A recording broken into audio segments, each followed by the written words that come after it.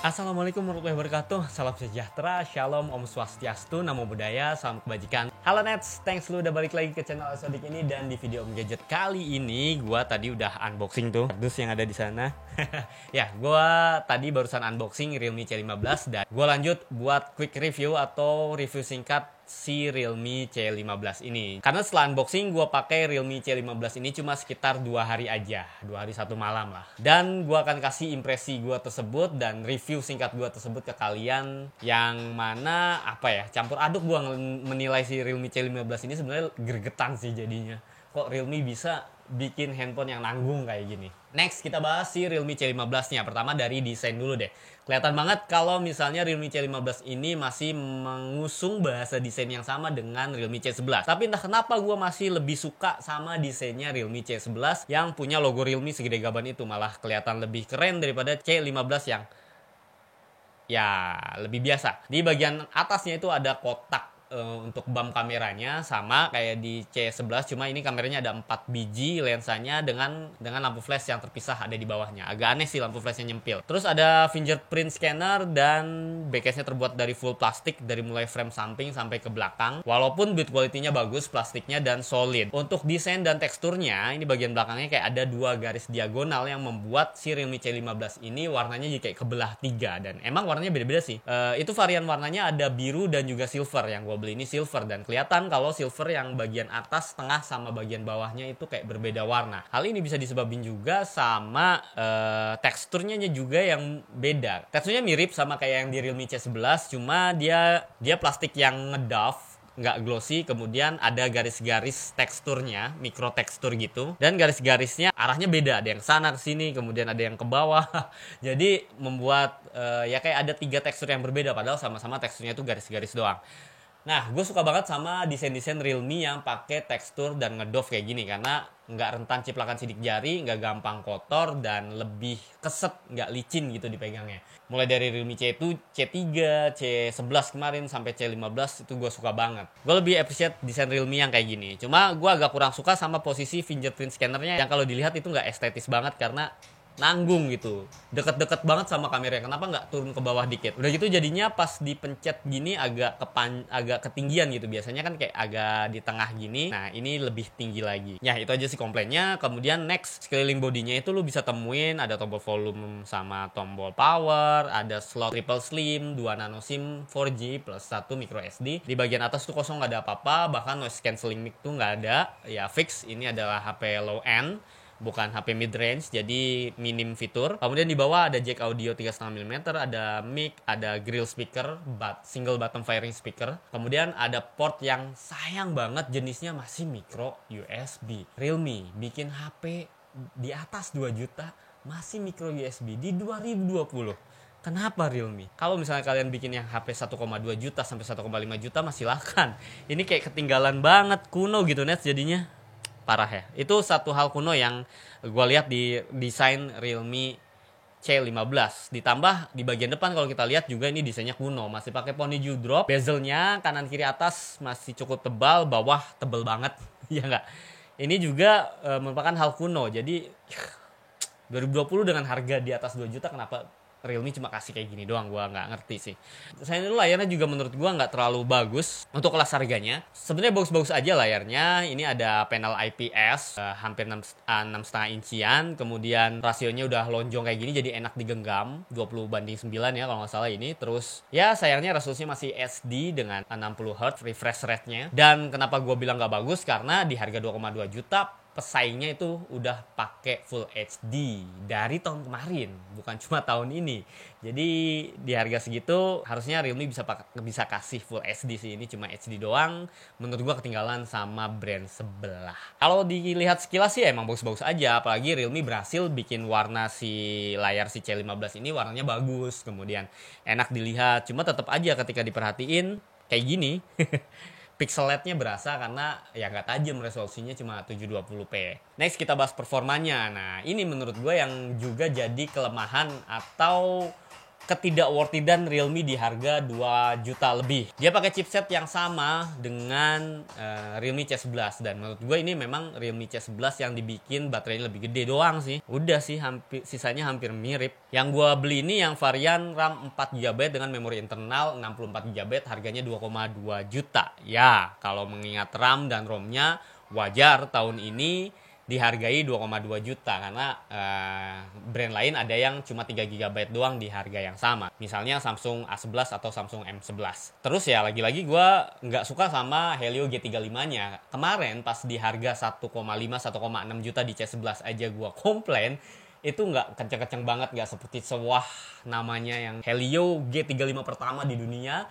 Ternyata malah Realme bikin Helio G35 di harga 2,2 juta sampai 2,5 juta. Gokil. Jadi for your info, Realme C15 ini ada varian yang paling murah itu 1.999.000 atau 2 juta dengan RAM 3GB, internal 64, ada yang 2,2 juta kayak yang gue beli 4/64GB, ada yang paling tingginya 2,5 juta itu 4/128GB, dan 2,5 juta misalnya kalian beli dapatnya Helio G35, come on.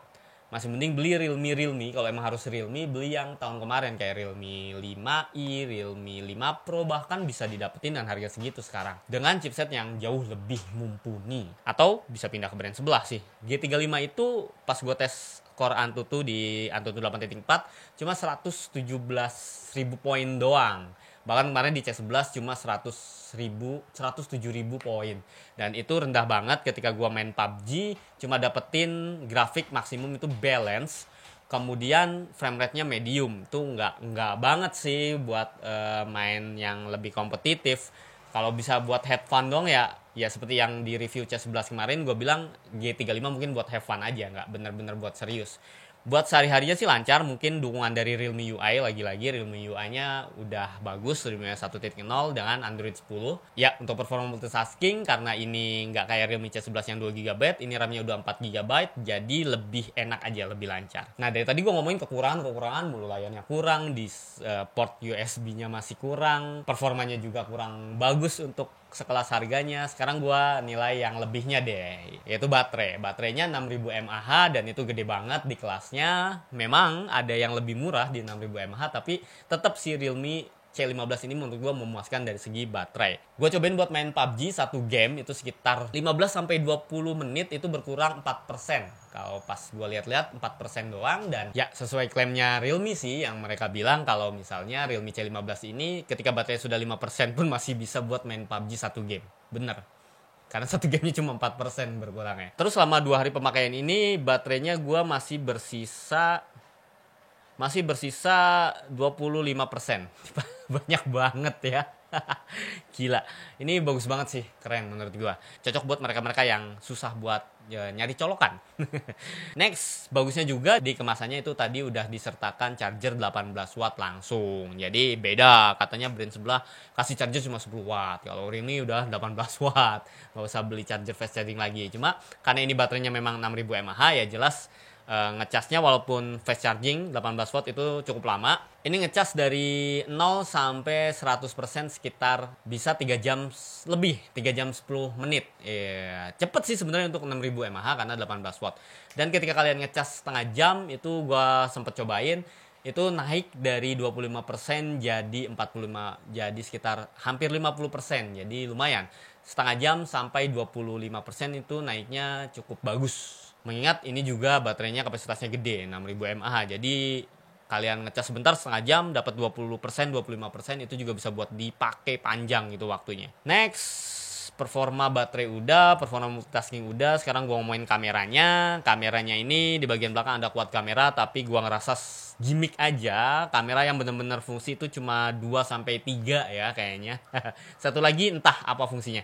Jadi ada kamera utama 13 megapiksel, kemudian ada ultra wide angle, kemudian juga ada 2 lensa yang katanya berasal dari lensa depth sensor atau sensor kedalaman.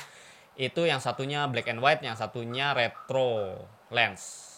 Nah, jadi konon katanya ini seperti depth sensor biasa yang buat bantu bikin efek bokeh atau potret biasanya, cuma udah ditweak kata Realme. Jadi bisa hasilin efek black and white, yang satunya lagi bisa kasih efek retro yang menurut gua itu gimmick doang. Karena pakai filter aja kalian udah bisa hasilin foto-foto retro kayak gini atau foto black and white kayak gini. Nah, foto-foto itu menurut gua nggak usah pakai lensa khusus sih. Ini nambah-nambah panjang aja. Masih mending yang aneh ini nih si flash yang nyempil di bawah kepisah sendiri, masukin aja ke atas, gantiin yang retro lens ya, buat apa juga ada. 3 kamera aja cukup kok. Mungkin supaya kelihatan banyak kali ya Realme ya. Mulai jualan gimmick deh. Udah kayak handphone kelas sejutaan gitu gimmick mulu. Ini kan agak mahal ya, 2 juta ke atas. Ya dari segi kamera memang di siang hari bagus menurut gua. HDR sama Chromabusnya juga bekerja dengan baik ketika daylight, dan sedikit lebih bagus dibanding hasil dari Realme C11.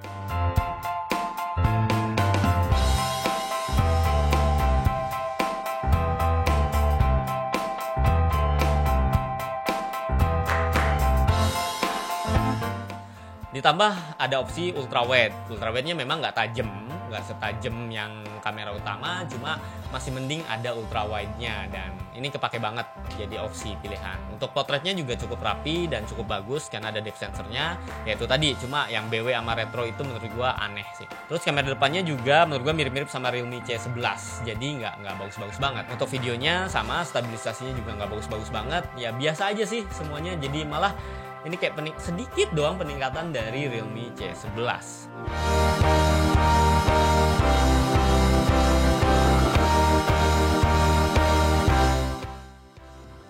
Nah, si kameranya juga udah punya mode malam. Jadi sama kayak di Realme C11 yang digembor-gemborin. Nah, sayangnya ini meskipun harganya lebih mahal, mode malamnya juga sama-sama nggak bagus. Jadi nggak terlalu ngebantu buat ningkatin foto malamnya. Sayang banget ya. Next, kamera udah, sekarang gue bahas fitur tambahannya. Yang itu tadi, banyak kekurangan menurut gue di fitur tambahannya. Nggak ada noise cancelling mic, apalagi lu ngarepin infrared port, ya nggak. Terus port USB-nya masih micro, meskipun ya udah fast charging, nggak apa-apa. Audionya juga biasa aja, masih mirip yang ada di Realme C11. Nggak ada NFC atau nggak ada fitur-fitur khusus lainnya. Nah, dari segi sensor masih bisa dibanggain sisi Realme C15 ini karena punya giroskop sama sensor orientasi atau sensor kompas. Nah, sensor kompasnya ini cukup berguna dan ngebantu banget buat kalian yang driver ojol, karena baterainya gede, pasti ini inceran banget buat yang sering pakai GPS, karena GPS itu boros banget baterai. Jadi dengan baterai 6000 mAh gua rasa kalian bisa ber-GPS ria seharian, navigasi kemana aja, mau driver taksi online atau driver ojek online, ini berguna banget. Dan ada loh yang kelas 2 juta tapi belum punya sensor kompas, contohnya Samsung A11. Untungnya di Realme ini ada.